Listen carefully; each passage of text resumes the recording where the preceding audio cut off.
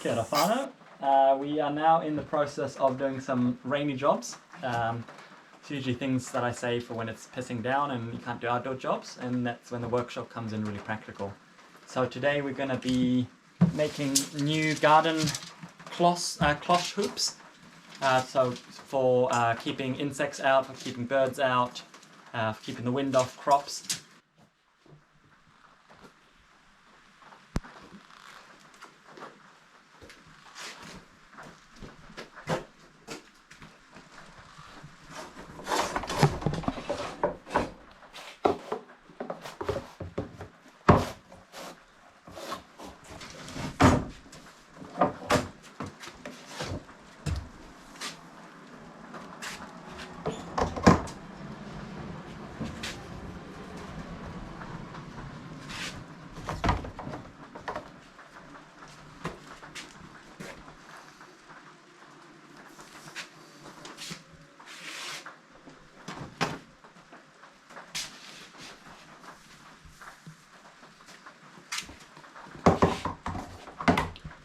So what we have here are the new hoops for the garden cloche that Maddie uses for protecting the crops from birds and insects.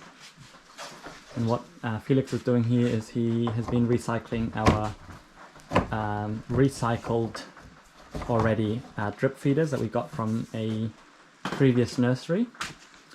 And these tubes are protecting our steel rods, staining the cloche with rust and wearing through the cloche over time with the movement of the wind.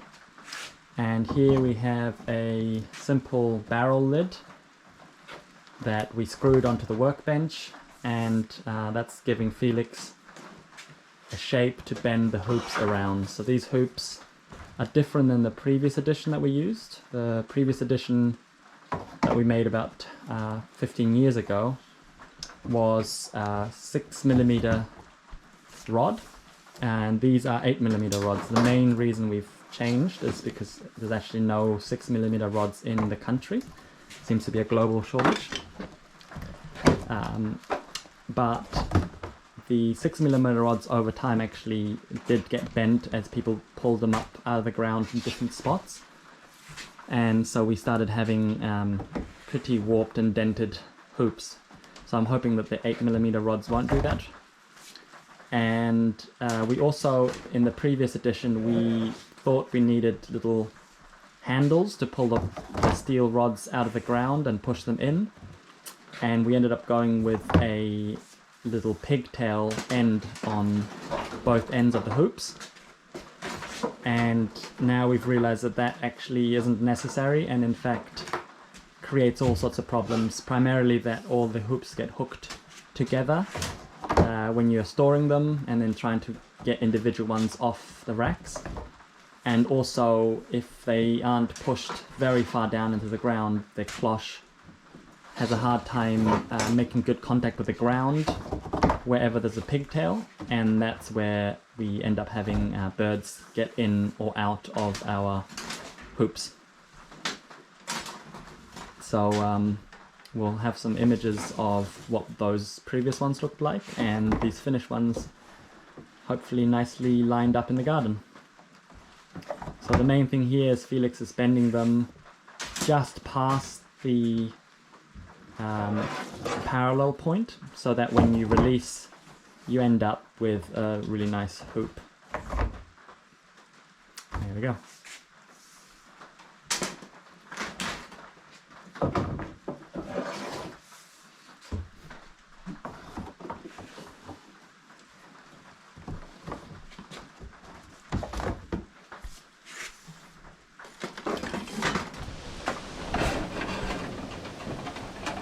So Maddie's very happy about getting rid of these old retired hoops that we've had for 15 years. Yeah, because they are rusty and they make big rusty marks on the net, so it does stop the light to go through very well. And then it's just so hard to you want to get one and then it just, oh, this one came up nicely, lucky. But because of this how do you say, pigtail. They just get hooked together so easy, and then when you have a whole lot that you try to just undo, it's just much better. Yeah, really smart way to store them.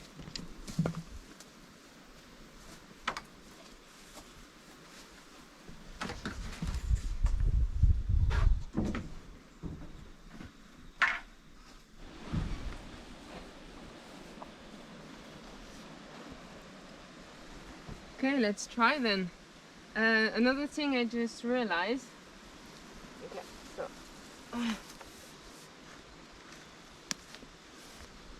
Cool, really steady. Is when I carry them. With the old one, I used to really pinch my hands in the metal, like with all the metal, and it's really painful. So at least the plastic has this use as well. So yeah, and then usually I just like put one side and then on my way back, because anyway I need to go back on the other side of the bed, I just poke the other side so I don't have to bend and break my back to bend on to put the other side in. It's also a reason why not having pigtail anymore. It's because the coxsfoot usually grow so fast that I need to cut it when sometimes the net is still on the bed. So it was like having, or even just going with a lawnmower on the path, the pigtail always get hooked on it and I cannot really go close or maintain this area. So that's why this size is actually perfect, because it does fit in between the two coxsfoot row, inside of the two coxsfoot row in the bed. And what I also I didn't do here, but if my bed is really narrow and then this arm is really too wide and being on the path, what I do, and what I actually try to do now on the end of the bed for the net to hold on better, is I cross them. So I can have them a bit more inside, like a cross, really. So I can adjust the width of the bed like this. And I saw that on a farm of friends in France, that they cross all of them. So it makes them stronger, and then at least the hoops doesn't fall if we have wind, or it's more steady. And the net is properly is tensed in between the hoops, so it doesn't fall on the plants. Even if I only use the net when I'm starting with a crop, when I don't want the pukeko to pull the seedlings or the rabbits to eat them. So usually after the plants are well established and bigger, I take them out.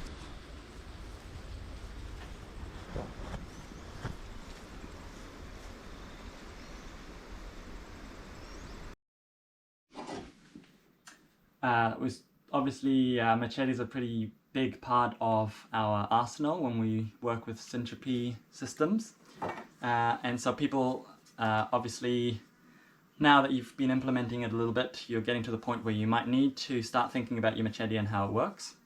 We have had a video where Klaus has talked about how you get a machete and what you want it to be like when you're done with it, when you're actually using it. So this here is the famous Tramontina brand. It's made in Brazil, and they use really great steel. You can actually hear sort of like a little ringy sound when you flick it, and some of the cheaper brands have a very sort of flat bling bling, while the other ones are bing bing. So you get so many different machetes, but generally most of them are absolute crap and not worth the steel that they're made out of. So it's really important, really, in terms of machetes, to get Tramontina if you can. You can get machetes in all sorts of length, and that's, you know, where the appropriate technology aspect comes, what's appropriate for you, what's your job, what you're doing. This one here is for mowing grass. So it's used predominantly in South America as a sort of a mowing technique. So you can mow quite large swathes of grass with it. And when you get your machete, Klaus has already had a introduction to the idea of these shoulders. So you get a very crude blade, and a lot of people think that machetes don't work for them because they don't see the end effect of what they like when they've really been tuned to the maximum potential. So here you have a very shallow wedge, what we call very, very high shoulders here. And what that creates is it's a high resistance when you're swinging the blade through wood. And what you want to get is this machete's ending its life. It's becoming quite thin and it's becoming quite light, so it's sort of been decommissioned. And that's because it's been sharpened so many times. But you will see that there are no shoulders and the blade is feathering off from the tip in a very sort of smooth curve. So I'll show you how we can do that and also how you can modify the blade shape. So when you have your raw machete, there's a few tools you could use. The simplest probably is, but also the hardest, is having a set of files. So the first section of your machete you don't bother sharpening, it's just going to hurt you. You have no practical purpose for it. And almost the same for the very tip. So what you want to have sharp is really just this section between here and here. And that's where you have the most impact, and that's what does most of the cutting job. So you can use a file, and if your file is hard enough, then you should be able to get a fairly satisfying sound. If your file is quite soft, so I'll try and find a soft one. Yeah, if you hear that, that means that your file is softer than the machete steel, and that's then why you're getting a scooting sound. So you're not actually removing any material off your machete, you're just shooting over the top. And that's actually a system that's used for defining how hard metal is. That's another subject, but just FYI, so there are hardnesses, and it's done by finding out with a variety of different known files how hard your material is. So you need to have almost this sound. Sorry, that just slipped. You want to have that meaty removal sound. So yeah, you can have different files. This one's soft again. You can hear that sound. No good. So this method here with filing is very tedious, but it does a job. So you want to just keep going. Ideally you'd be wearing gloves. And you're just removing that shoulder. So you can see I'm just removing the shoulder. I'm not touching the front. I'm really just going along the cutting length that I want to use. And I'm just removing that shoulder. And it might take you an hour, but this machete will last you 4 or 5 years. So it's worth doing it, and it completely changes the nature of its function.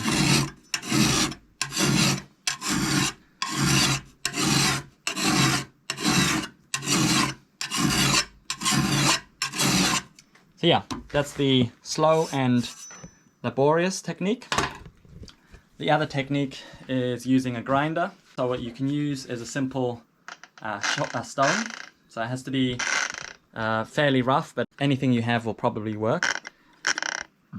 And at a pinch, you can use these sandpaper flap discs. That'll work as well. Quite a rough one, like a 40 grit will do it. And the idea is similar as with the file, is to remove that shoulder off the machete. So I'll just put on some safety equipment.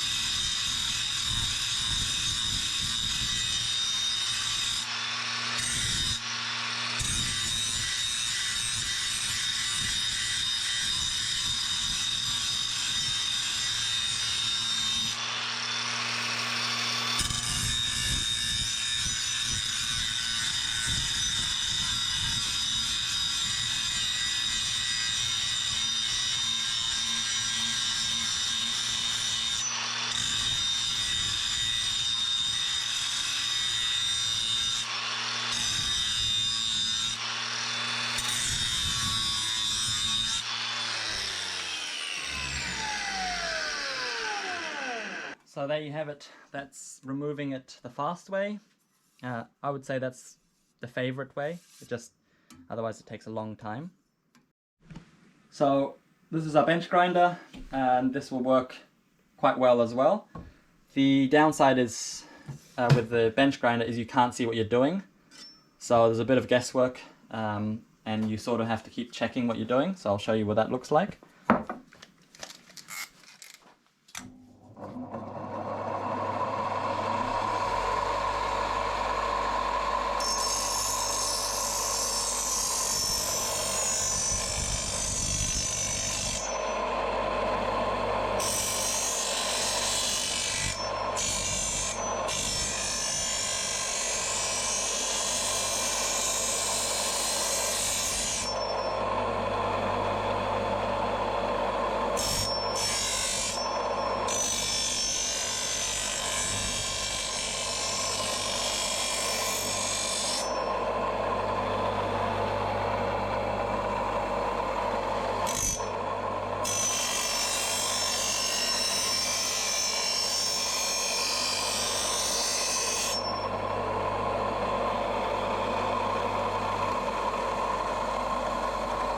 There you have it. That's the process of getting the shoulders off.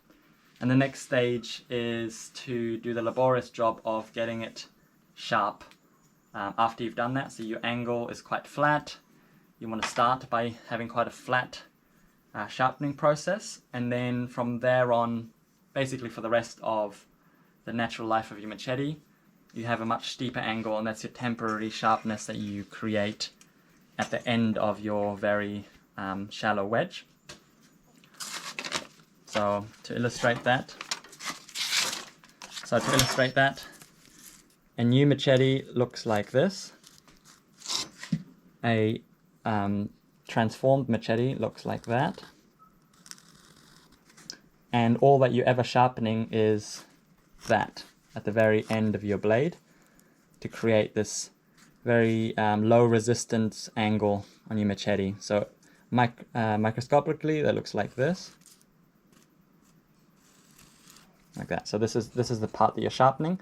You're not always sharpening the whole length, but you do want to have this nice crisp edge at the end of your machete. So what we've created here is a slimmed down machete ready for the sharpening process. You can sharpen this with a flappy disc. Ideally you'd be going down to a 80 grit, or you could use a belt sander or a very rough sharpening stone. You could use a file, but you're likely going to cut yourself, so you have to be very careful. And what you want to watch out if you are using a power tool, like a grinder or a bench grinder, is not to allow your blade to go blue. The moment it goes blue, you're destroying the tempering, so that the structure of your metal is becoming softer and it won't stay sharp very long anymore. So you always have to keep quenching it in water if you're doing the last stages, or you just touch it and leave it quite repetitively. So you don't want to turn this into a sort of a light blue color. That's when you've destroyed the quality of your steel. So you really want to work quite slowly once you get, not this part, not the shoulder part, but when you're working on the very edge, when it gets thin, it can't distribute the heat very well. And so it builds up heat very quickly into the thousands of degrees Celsius. And that's when you destroy your tempering very quickly. So once you've got past this shoulder stage, you want to work quite slowly and carefully in sharpening your machete. So if you want to get your machete down to a different length, you really want to use a very thin abrasive cutting disc, which you use on a grinder as well. Really don't try using a hacksaw. It will just get all over this. It's very hard material. It's been tempered to a high hardness. So yeah, this is the right one to use. And what you want to do is you want to get the idea of the shape of the machete that you want. So that it doesn't have to be the same pointy sharpness. It could be quite a rounded nose, something like that, or quite a square nose, depending on what you sort of think your proper use would be. Most of the ones we end up with are sort of flatter like this. And sorry, try and get that to work. And so what you're doing there with this tool, you want to get as few cuts as possible in here. So to get that curve, you want to maybe do one cut that way and then one cut there. So you end up with quite a square cut. You cut across and across there. And then the rest you will then smooth out into a nice curved shape with the stone disc or the flapping, the metal, abrasive disc. I think they're called steel grinding disc. So yeah, that's the way to reshape your machete if you want. But once again, remember, don't cut too much too quickly because you will create that blue color. And once you've done that, there's no going back. You'd have to reheat the entire blade to a certain temperature and then cool it at a certain speed. So yeah, try and avoid that. Or if you have done that, then try and remove what went blue back a little bit, and then you will get back into a better tempered steel. So yeah, that's the process for modifying your machete to your needs.